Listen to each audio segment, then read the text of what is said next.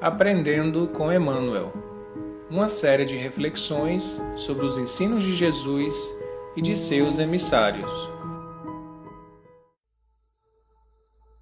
Mensagem 38, livro Caminho, Verdade e Vida, título Pregações. Citação do Evangelho de Marcos, capítulo 1, versículo 38. Diz Jesus: Vamos às aldeias vizinhas para que eu ali também pregue, porque para isso vim. Então, essa citação de Marcos, conforme Emmanuel vai nos elucidar, foca na missão de Jesus enquanto pregador da Boa Nova, da Boa Notícia ou Evangelho, como é a expressão no grego.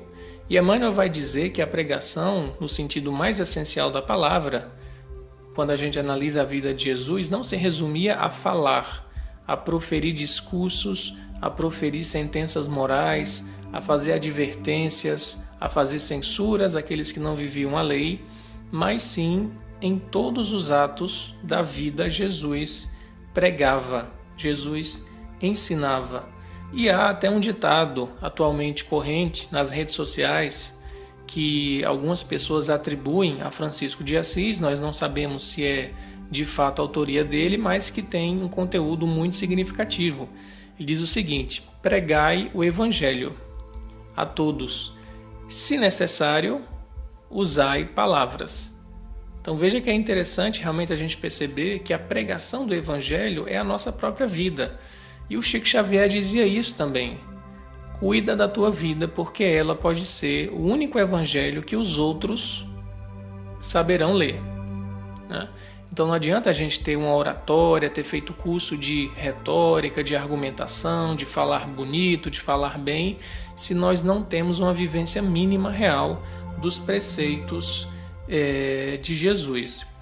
Emmanuel diz: geralmente vemos na Terra a missão de ensinar muito desmoralizada. As pessoas fazem do ensino às vezes uma profissão apenas visando bens financeiros, adquirir um título acadêmico, tornar-se um professor de universidade, um professor de nível superior, e com isso ter renda e ter uma projeção pessoal, ter uma vaidade, dizer que possui um pós-doutorado, é um PhD, e na verdade ele não tem a compreensão real do que é ensinar, do que é ser um mestre, que implica modo de vida. Então é muito comum nós vermos pessoas que se dedicam à instrução ou à educação de outros e que na vida cotidiana têm comportamentos totalmente opostos às suas pregações. Dentro do campo, por exemplo, da filosofia, costuma-se ter um ditado que os filósofos padecem de esquizofrenia, porque escrevem belíssimas dissertações sobre ética, sobre moral, mas quando se observa a vida desses mesmos filósofos, que eram pessoas geniais no intelecto, há uma grande discrepância do que eles escreviam e do que eles realmente faziam com a sua vida. Emmanuel diz: a ciência oficial dispõe de cátedras, a política possui tribunas, a religião fala de púlpito. Contudo, os que ensinam, com exceções louváveis, quase sempre se caracterizam por dois modos diferentes de agir. Exibem certas atitudes quando pregam e adotam outras quando em atividade diária. Então é como se fôssemos atores. Na hora de falar de Jesus, do Evangelho, a gente muda a voz, deixa o tom mais manso, chama todo mundo de irmão. Isso no caso do Espiritismo, no ambiente dos trabalhos de palestra, de divulgação, de programas, mas quando se observa essa pessoa na sua vida familiar, na sua vida íntima, há ali um hiato, alguma coisa não corresponde, né?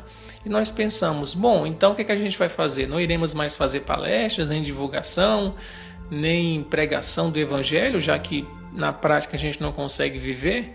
Não, porque se fosse assim, o trabalho do Cristo estaria comprometido no sentido de espalhar a ideia. O que Emmanuel vai nos colocar para refletir é a necessidade que a gente tem de fazer um autoexame e de se esforçar realmente para mudar a nossa conduta e alinhar essa conduta com a nossa fala.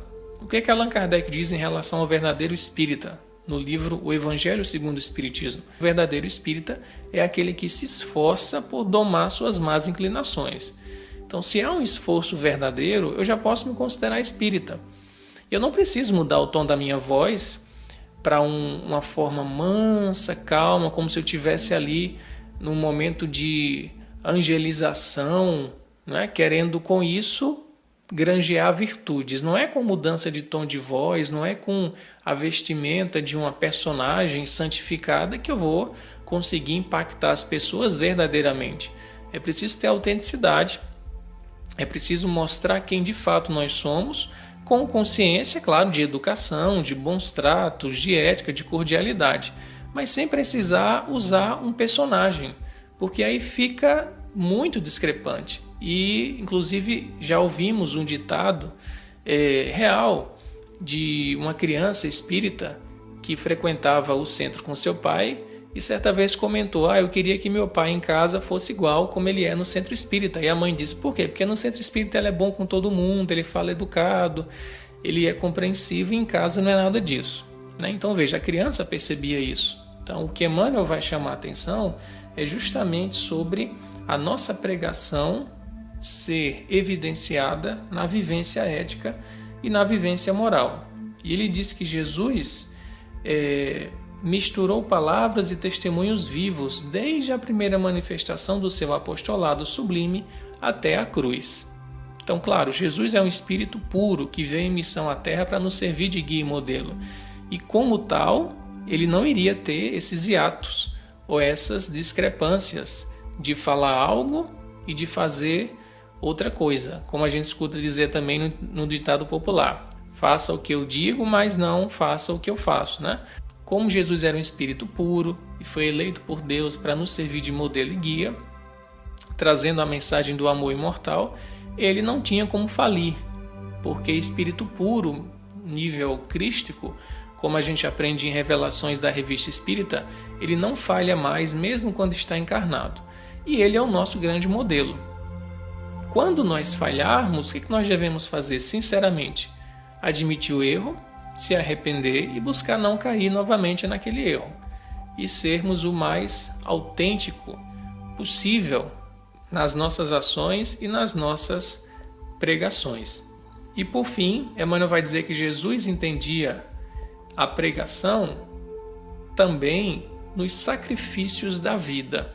Então, eu prego o Evangelho, eu vivo a lei de Deus, eu dou testemunho do ensino do Cristo nos sacrifícios que eu faço no meu dia a dia, na renúncia que eu faço na minha casa perante um pai incompreensível, na paciência que eu tenho num trânsito de uma cidade conturbada, das grandes metrópoles, em ouvir alguém que está perturbado e precisando só de um momento de atenção, em eu tirar um tempo do meu lazer para me dedicar a uma causa nobre e voluntária. Então, tudo isso é pregar a palavra de Jesus. Porque no final das contas, como nós sabemos enquanto espíritas, o que vale é a nossa intenção e a nossa vibração. Então não adianta mudar tom de voz, não adianta vestir uma roupagem, porque o mundo espiritual vê quem nós somos. E as vibrações impactam de acordo com a sua natureza.